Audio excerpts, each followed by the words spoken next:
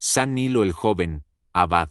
Cada 26 de septiembre se recuerda a San Nilo el Joven, abad. Elogio, en la comarca tuscolana, cercana a Roma, San Nilo el Joven, abad, oriundo de Grecia, conversador espiritual, cultivador de la vida de abstinencia, humildad y peregrinación, y esclarecido en don de profecía y sabia doctrina, fundó un célebre monasterio en Grottaferrata, al que dotó de la reglamentación de los padres orientales, y en el cual, nonagenario y en oración, entregó su espíritu a Dios.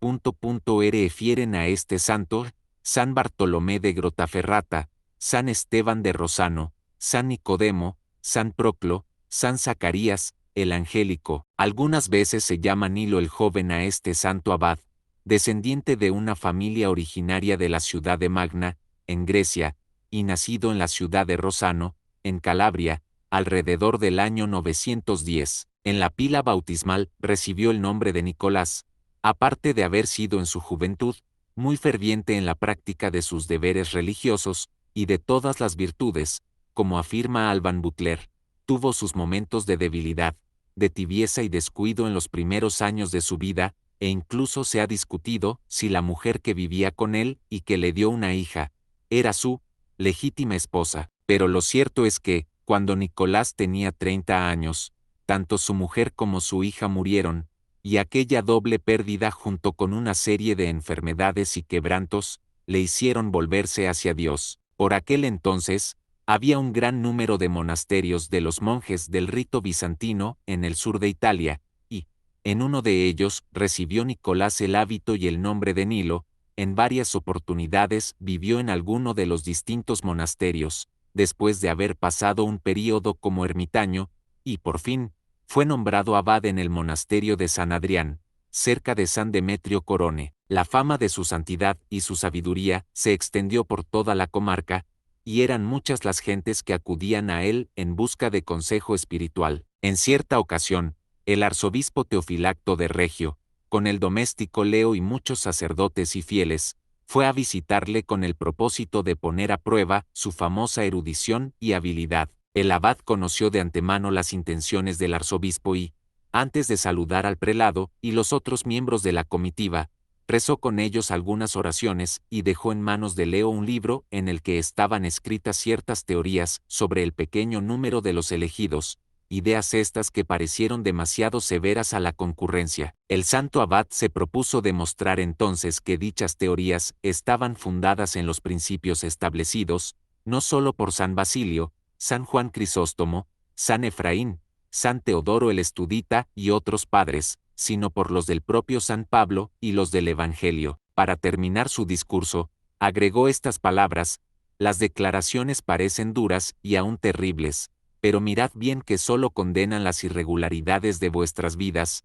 A menos que lleguéis a ser enteramente santos, no escaparéis de los eternos tormentos. Uno de los presentes preguntó al abad si Salomón se había condenado o salvado, a lo que él repuso: ¿qué necesidad tenemos de saber si se ha salvado o no? En cambio, conviene reflexionar en que Cristo pronunció palabras de condenación contra todas las personas que cometen impurezas. Eso lo dijo porque sabía que la persona que le había preguntado era adicta a ese vicio. Después añadió: tal vez yo podría saber si tú te salvarás o te condenarás. En cuanto a Salomón, la Biblia no hace mención de su arrepentimiento, como lo hace del de Manases. Eufraxio, un noble lleno de vanidad y de altivez, fue enviado desde la corte imperial de Constantinopla para gobernar la Calabria. San Nilo no le ofreció ningún presente a su llegada, como lo hicieron otros prelados, y por esa causa, el gobernador buscó pretextos para molestar al siervo de Dios. Sin embargo, cuando enfermó gravemente al poco tiempo de su arribo, envió a buscar a San Nilo, le pidió perdón, le rogó que orase por él y le suplicó que le impusiese el hábito de monje. A esto último se negó el abad durante largo tiempo, diciendo cada vez que el gobernador insistía: los votos que te fueron impuestos en el bautismo bastan para ti, la penitencia no requiere nuevos votos, sino un cambio sincero de corazón y de vida. Pero Eufraxio no estaba satisfecho y tanto insistió en su petición que, a la larga, el abad le concedió el hábito. Inmediatamente, el gobernador puso en libertad a todos sus esclavos, distribuyó sus bienes entre los pobres, y, 3 años más tarde, murió con una santa resignación. Alrededor del año 981, las incursiones de los sarracenos en el sur de Italia obligaron a huir a San Nilo, quien, junto con muchos de sus monjes y otros religiosos, representantes del monaquismo oriental, se acogió a la hospitalidad de la abadía de Monte Cassino, el centro del monaquismo occidental. Ahí fue recibido, como si San Antonio hubiese llegado de Alejandría o si el propio San Benito regresase del mundo de los muertos y, luego de vivir durante algún tiempo en la abadía y de celebrar los oficios griegos en su iglesia, Aligerno, el abad benedictino, cedió para los fugitivos el monasterio de Vallelucio. Allí permanecieron los monjes de San Nilo 15 años, hasta que se trasladaron a una nueva casa en Serperi, cerca de Gaeta. En el año 998, el emperador Otón III viajó a Roma con el propósito de expulsar a Filagatos, el obispo de Piacenza, a quien el senador Crescencio había instalado como antipapa, en contra de Gregorio V. En aquella ocasión, el abad Nilo se presentó ante el papa y el emperador, para suplicarles que tratasen con benignidad al antipapa. Filagatos Juan Xvi era calabres como el abad, y éste se había esforzado en vano por disuadir al otro del cisma y la traición. Las peticiones de Nilo fueron escuchadas con respeto, pero a fin de cuentas, no lograron modificar para nada la terrible crueldad con que fue tratado el anciano antipapa. Nilo protestó enérgicamente en contra de las injurias cometidas en la persona de Filagatos, y, cuando el emperador envió a un alto prelado para darle explicaciones, el abad fingió estar dormido a fin de no recibir al enviado y evitarse discusiones. Al poco tiempo, el propio Otón visitó la Laura de San Nilo y se sorprendió al ver que el monasterio consistía en algunas míseras cabañas.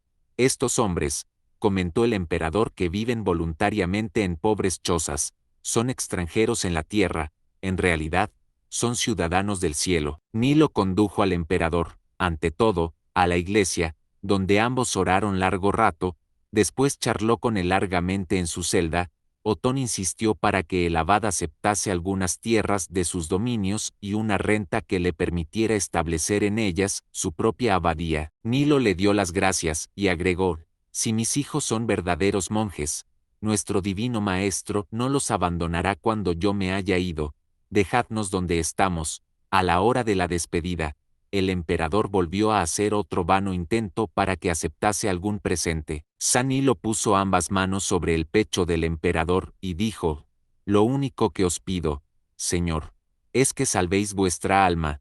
Sois emperador, pero habréis de morir, y dar cuenta a Dios de vuestros actos, lo mismo que todos los hombres. En el año de 1004 o de 1005, Nilo emprendió un viaje para visitar un monasterio al sur de Tusculum, y, durante la jornada, cayó enfermo y debió quedarse en las colinas albanas. Ahí tuvo una visión de Nuestra Señora, quien le manifestó su deseo de que en aquel sitio estableciese una abadía para sus monjes. El abad se puso inmediatamente en movimiento, obtuvo del conde Gregorio de Tusculum una parcela de tierra en las estribaciones del Monte Cabo y mandó llamar a los miembros de su comunidad para instalarse en aquel sitio. Pero antes de iniciarse los trabajos, murió el anciano abad.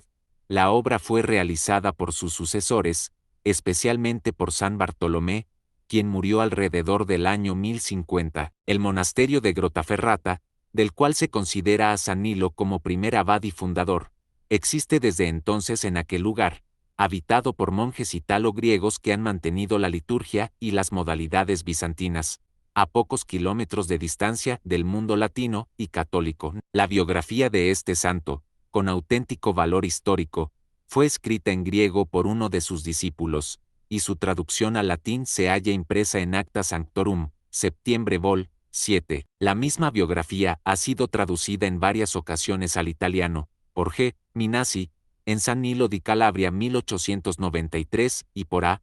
Rocci, en Vita di San Nilo Abate 1904.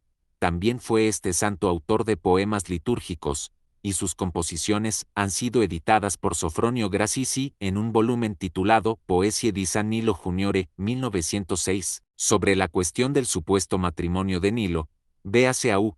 Benigni, en Miscellanea de Historia y Cultura Eclesiástica 1905, pp.